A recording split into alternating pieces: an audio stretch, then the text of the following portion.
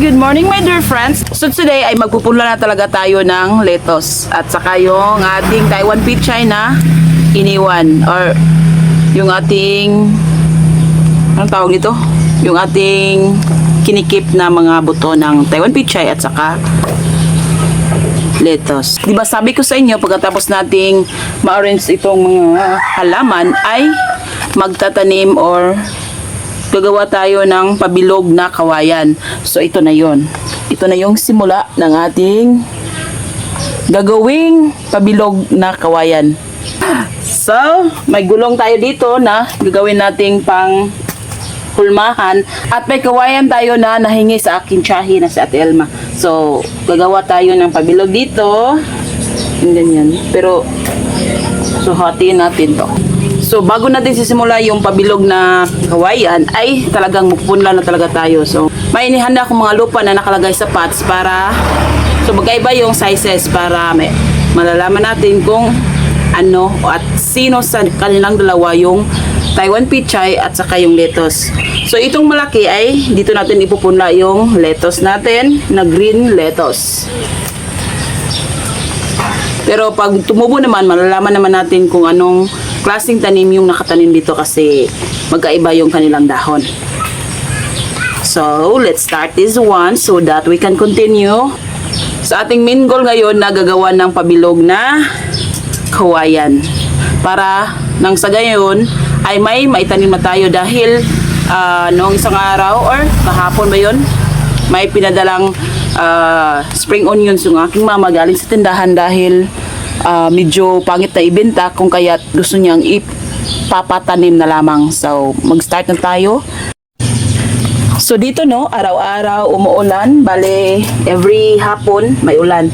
So, itong mga bago nating ipinunla ng mga buto ay dapat ilagay natin sa hindi maarawan at saka hindi maulanan. Para hindi siya malanta kasi nung dati ay sayang talaga eh. Sayang na sayang yung dating ipinunla natin dahil nalusaw lamang dahil sa sobrang ulan. Ito yung kulay ng buto ng lettuce. So medyo maitim. May brown din na kulay nito pero hindi ko alam kung bakit itim yung kulay niya. Basta yan yung kulay ng green lettuce.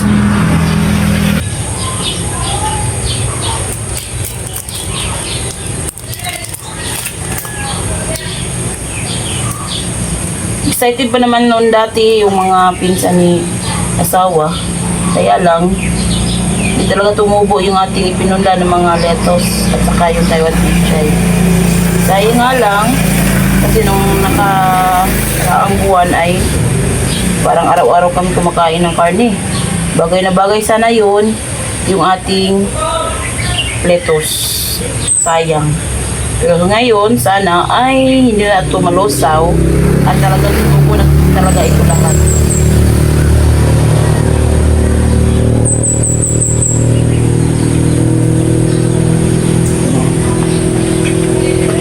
Meron pa namang maraming natitira.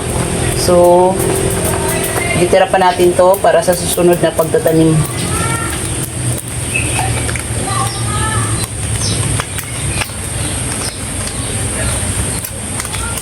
Tapos, yung ating Taiwan pichay. Sarap kaya nito kapag steam pichay lamang. Sarap. At ganito din ang itsura ng ating Taiwan pichay na buto. Ayan. So, magkasing tulad lang sila ng pichay talaga yung lubito na pichay. So, may blue lang nga lang yun. May kulay blue. Kasi may medisinang inilagay doon. Ito yung kulay niya ha. So, atin na lang siyang ipupunla, sprinkle. So, damihan na natin. Magsisikan talaga ito. At saka, i-keep na natin para sa susunod naman na pagtatanim. Kailangan lamang na nakasealed para hindi masira yung buto.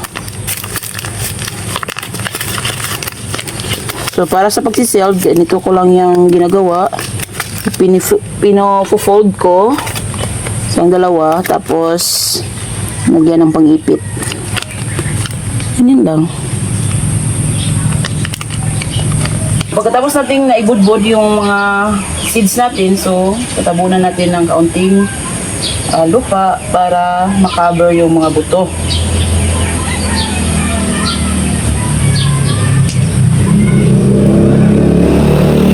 Hindi masyadong makapal para pagluto nila, para hindi sila mabigatan sa lupa nating itinabon sa kanila. Tabon ba yun? Basta, ganito.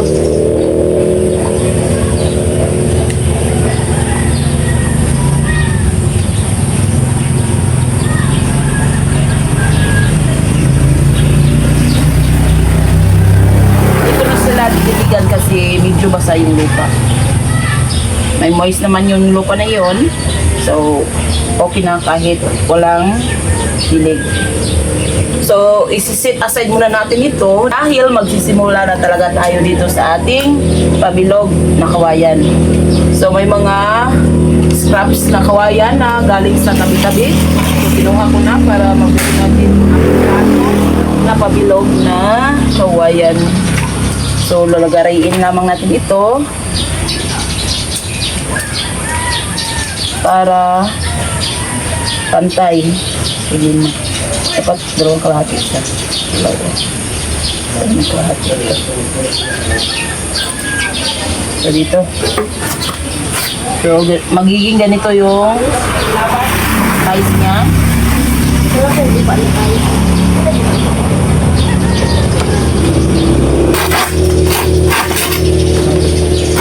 Ay, ang daming langgam.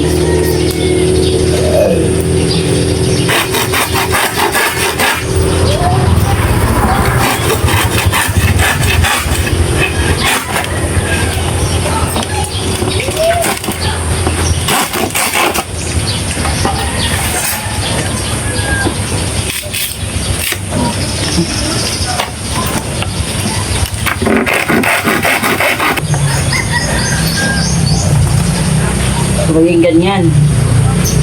Sulit-sura, sumito. Para may mapagdamnan tayo. So, bali, baka dalawa lang na pabilog yung ating gagawin ngayon. So, depende lamang sa dami ng kawayan. May sangkalan dyan. So, dyan ko puputulin yung ating mga kawayan.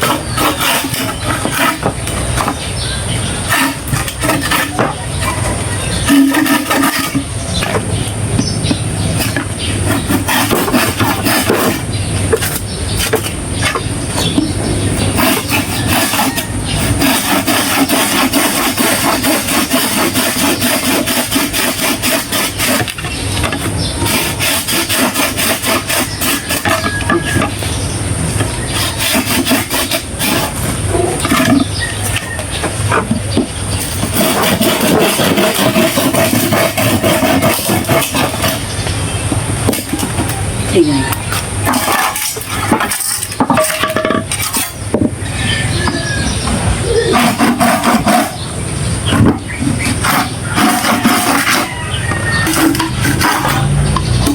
Yan, natapos na rin maputol.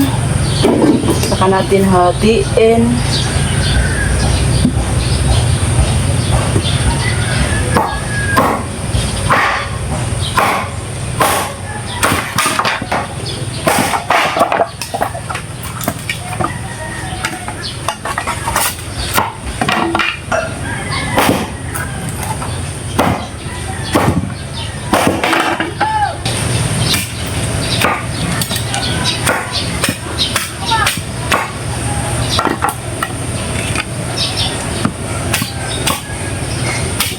So, lagyan natin ng kaunting patulis para madaling bumaon sa lupa.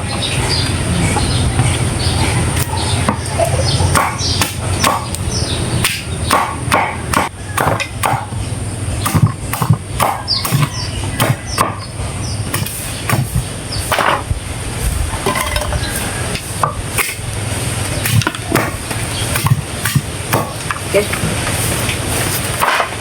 Tingnan natin.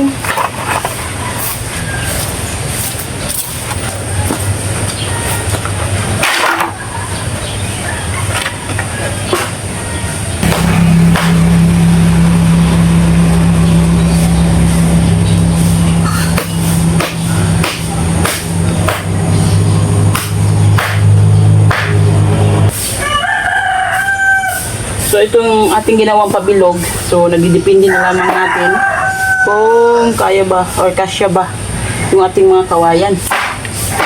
Kaya hindi na ito aabot ang dalawa.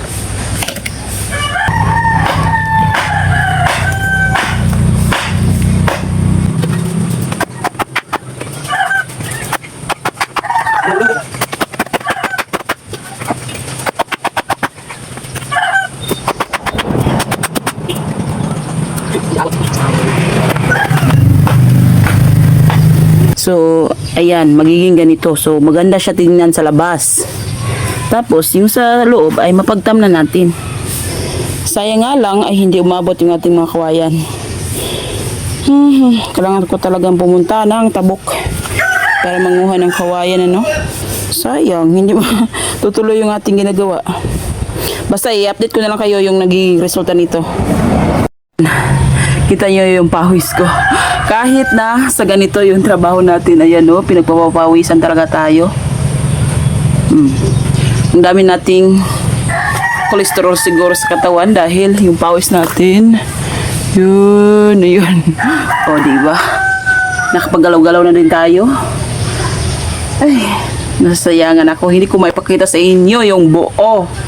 Dahil kulang pa yung kawayan natin. Kasi yung isa, parang hindi ako komportable na gamitin ito para kasi madabok. Itong gabok na siguro ito. Yun o. Yung kawayan na ito. Hindi ako sure ha kung madahil pa, pero sige, subukan natin na lagariin.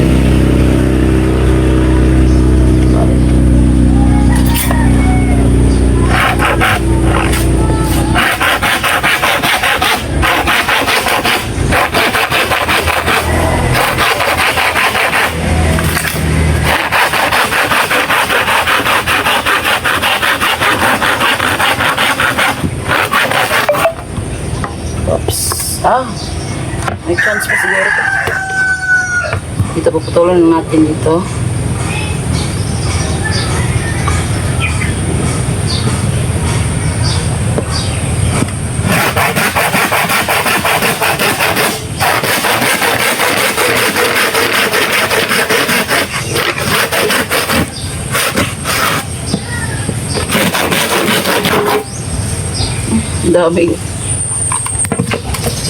Daming lupa.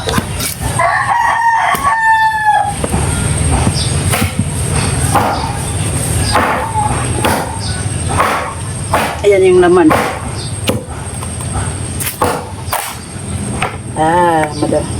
Gabok na talaga.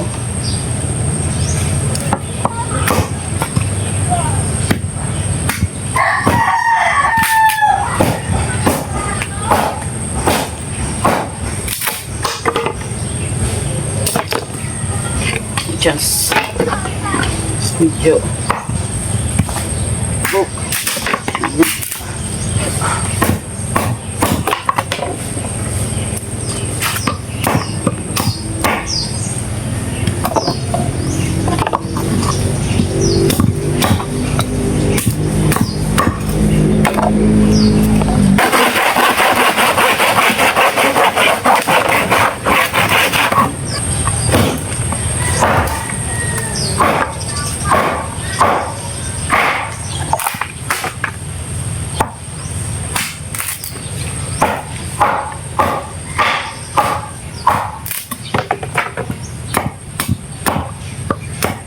Pagpilit pa rin natin itong gamitin.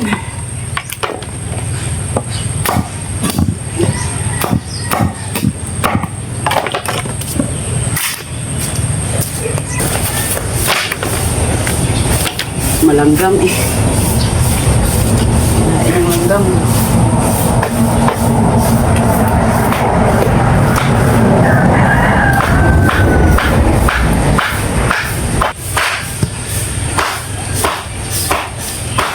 Yan. Talagang kulang yung ating kawayan, ano? So, ga-update na lang talaga ako sa inyo. Dahil sa ngayon, kulang talaga yung ating kawayan. Bago natin tapusin yung ating vlog for today, ay ilalagay ko muna pansamantala yung ating tinatransplant na mga dynamite sili at saka yung itinanim natin na alugbati sa paso. So, ito yon. Kung makikita nyo, nandito, yan o. Ayan, nandyan sa ibaba. So, ilalagay natin muna sila sa paglalagyan sana sa mga lettuce. Lagay sila, no? Para masinagan sila ng init ng araw. Dahil medyo mabigat ito, so dito lang ito sa baba. Para pagpapakita lang ito sa araw. At itong apat na so, pasisitato na kayo ng araw, ano? Ay, careful.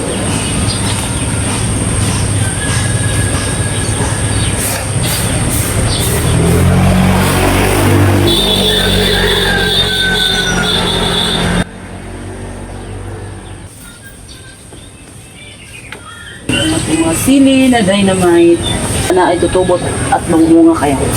Kahit na hindi natapos yung ating pabilog na kawayan, ay sana ay nagustuhan nyo ang video ito at sana ay patuloy pa rin kayong susuporta sa aking munting channel. Hanggang sa muling pagkikita, this is Bing and happy gardening! Bye!